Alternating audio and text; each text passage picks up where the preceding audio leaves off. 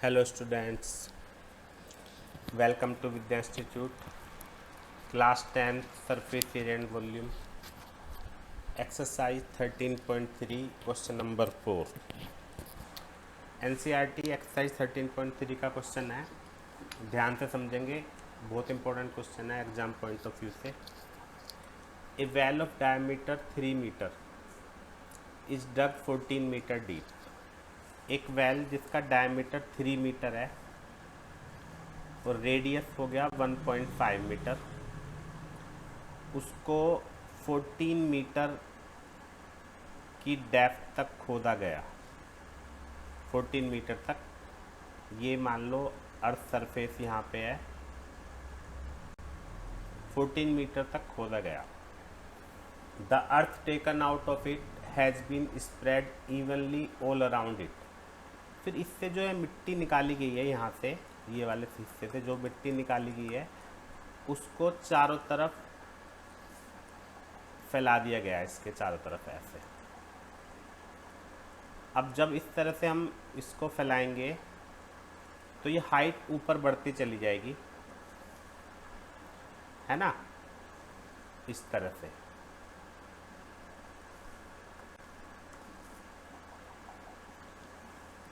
जब वेल के चारों तरफ हम ये बढ़ाएंगे तो हाइट ऊपर तक बढ़ती चली जाएगी.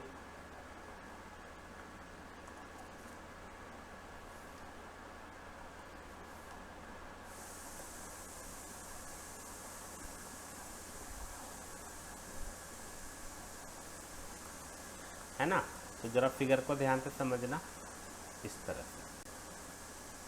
तो ये जो हमारा एम्बैंकमेंट सा बन गया ऊपर की तरफ,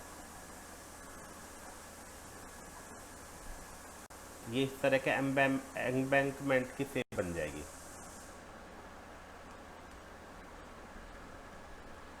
ठीक है. तो आपको ये हाइट बतानी है, ये एम्बैंकमेंट की हाइट बतानी है हमें, जो हाइट फाइंड करनी है. और ये जो एम्बैंकमेंट है इसकी विड्थ कितनी है, 4 मीटर. 4 मीटर तक इसको स्प्रेड किया गया है. तो ये वाला जो पोर्शन है हमारा, ये अर्थ जो निकाली गई है वो है हमारा. ठीक है. तो जो दोबारा से रिपीट कर देते हैं, ये जो वाइट कलर का पोर्शन है ये हमारा वेल है जिसका रेडियस 1.5 है और डेप्थ है 14 मीटर. इससे जो अर्थ निकाली गई है उसको चारों तरफ इवनली स्प्रेड कर दिया. जब इसके चारों तरफ स्प्रेड करेंगे तो इस तरह से ऊंचाई ये बढ़ती चली जाएगी ऊपर को. तो एक एम्बैंकमेंट बन गया जिसकी हमें हाइट फाइंड करनी है. ठीक है. तो रेडियस इतना हो गया. अब एक बात बताओ आप, यहाँ पे हाइट ऑफ वेल, वेल की हाइट कितनी है, उसको हम स्मॉल h ले लेते हैं. 14 मीटर. रेडियस ऑफ एम्बैंकमेंट, जो एम्बैंकमेंट बनेगा उसका रेडियस कितना होगा, 1.5. तो अंदर वाला था +4, 5.5. इसको हमने कैपिटल R ले लिया. लेट कर लेते हैं हाइट.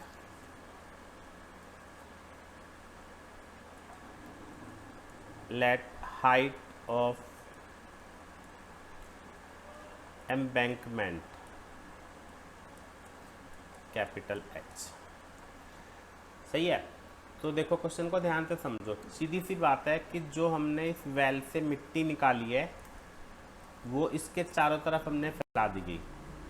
यानी जो अर्थ डग वेल से है वो इस सिलेंड्रिकल सेल में लग गई. यहाँ पे सिलेंड्रिकल सेल, ये वाला जो पोर्शन है ये क्या है, सिलेंड्रिकल, खोखला सिलेंडर हो गया. सिलेंड्रिकल, होलो सिलेंडर बोल दो इसको, होलो सिलेंडर, है ना, क्योंकि बीच में से तो खाली होगा, चारों तरफ हम मिट्टी डाले जा रहे हैं. तो हम सीधी सीधी बात कर सकते हैं, according to question, volume of embankment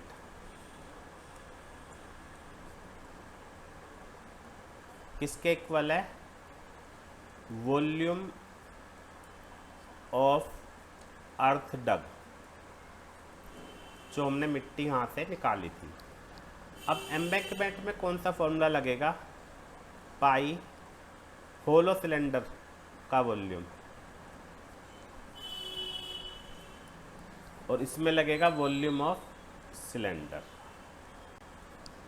तो बहुत ही आसान तरीके से आपको ये बात समझा दी है कि किस तरह से इन दोनों को इक्वल करना है। अब कैलकुलेशन आसान है बिल्कुल, कि पाई से पाई कैंसिल हो गया,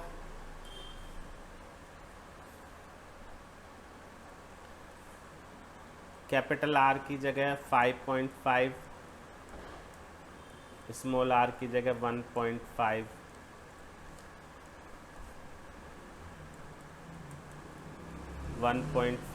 इंटू 1.5 इंटू 14। ठीक है, इसको हम सॉल्व कर लेते हैं।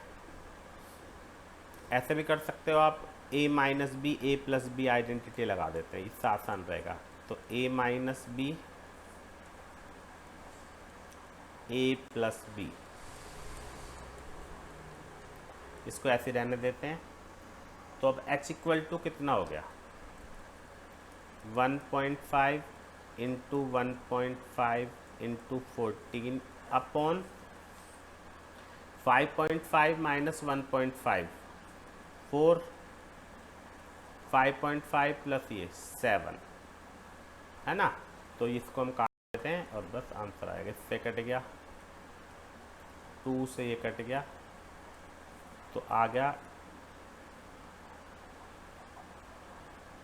2.25 अपॉन 2, 1.125 मीटर, ये आंसर है। ठीक है, तो सबको समझ में आ गया होगा। एक बार रिपीट कर लेते हैं जल्दी से। एक वेल जिसका डायमीटर 3 मीटर है, यानी रेडियस 1.5 मीटर, को 14 मीटर की डेप्थ तक खोदा गया है ना। उससे जो मिट्टी निकली है, उस मिट्टी को चारों तरफ वेल के फैलाते चले गए, और फैलाने से क्या हुआ? एक एम्बैंकमेंट बन गया, मतलब एक होलो सिलेंडर बन गया, जिसकी हमें हाइट फाइंड करनी है। होलो सिलेंडर का जो विड्थ है वो कितनी है? 4 मीटर। तो इसलिए उसका जो एक्सटर्नल रेडियस है वो कितना हो गया? ये वाला,